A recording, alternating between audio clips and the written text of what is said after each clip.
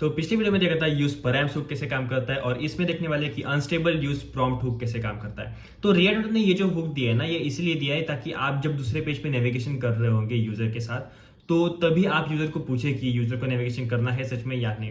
कुछ साउंड करता है ना यूज ब्लॉकर हुक जैसा, तो कुछ कुछ वैसा ही है, पर ये चीजें कुछ अलग यूज करता है। जैसे कि उन्होंने दिया है कि the unstable use prompt hook allows you to prompt the user for confirmation via window dot confirm prior to navigating away from the current location. तो जब आप जब आप यूज अनस्टेबल प्रॉम्प्ट यूज करोगे, like unstable use prompt use करोगे, तो वो क्या करेगा, विंडो डॉट कन्फर्म यूज करेगा। विंडो डॉट कन्फर्म क्या है, अपना जावास्क्रिप्ट का एपीआई जिससे हम कन्फर्म करते हैं, यूजर को यस नो वाला प्रॉम्प्ट देते हैं।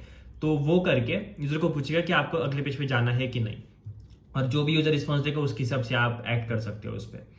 और यहाँ पे दिया है कि this only works with client side navigation within your React application and will not block document request. To prevent document navigation you will need to build your own before unload event handler.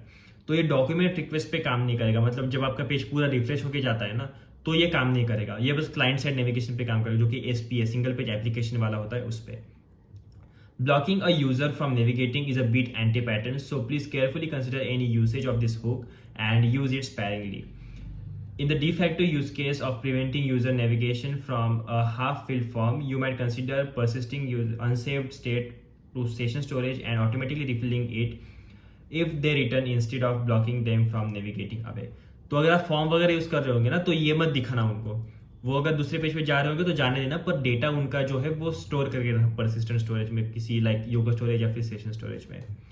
तो we do not plan to remove unstable prefix from this hook because the behavior is non-deterministic across browsers when the prompt is open. So React cannot guarantee correct behavior in all scenarios.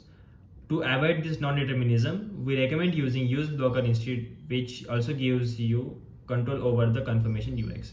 तो इनका कहना है कि ये unstable है अभी भी, और अनस्टेबल ही रहेगा क्योंकि ब्राउजर के अक्रॉस जो बिहेवियर है अलग अलग ब्राउजर में, जैसे किसी सफारी वेबकिट यूज करता है, मोजिला फायरफॉक्स कुछ अलग चीज़ यूज करता है, क्रोम कुछ अलग चीज़ करता है जो कि क्रोमियम है, मैं आग जो यूज कर रहा हूँ वो क्रोमियम यूज करता है। तो उस पर अनप्रेडिक्टेबल बिहेवियर है, तो इसकी वजह से ये है ना, इसको अनस्टेबल ही रखेंगे हमेशा। पर अगर आपको इसका एक्चुअल जो भी ये चीज़ करता है वो एक्चुअली चाहिए किसी फॉर्म के चीज़ों में, तो आप यूज ब्लॉकर हुक यूज कर सकते हो, क्योंकि वो भी सेम चीज़ें करते हैं पर अलग तरह से हैंडल करता है थोड़ी सी। तो इसने यहाँ पे एग्जांपल दिया है कि कैसे यूज करते हैं। तो बस एक नॉर्मल कंपोनेंट है फॉर्म वाला, और इन्होंने क्या किया है कि जब यूजर जाए दूसरे पेज पे, तो ये रहा unstable use prompt hook. Message क्या दिखाना है वो देना है, और कब ये हुक दिखाना है, कब ये प्रॉम्प्ट दिखाना है वो देना है।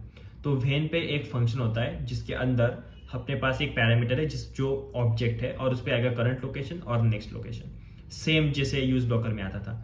अगर value not equal to blank रहेगी, मतलब वैल्यू रहेगी इसमें, और पाथ नेम इक्वल नहीं रहेंगे जो करंट है और जहाँ पे जाना है, तो इनको पूछ लो कि are you sure to go, अगर आपको सही में जाना है। अगर उन्होंने यस दे दिया तो नेविगेशन होगा, नो दे दिया तो नेविगेशन नहीं होगा। बस इसी तरह से यूज करते, पर रिकमेंडेड नहीं है यूज करना हो। इससे अच्छा तो यूज ब्लॉकर यूज कर लो, वो भी देखा है पिछले वीडियो में, आप चेकआउट कर सकते हो यूट्यूब चैनल पे।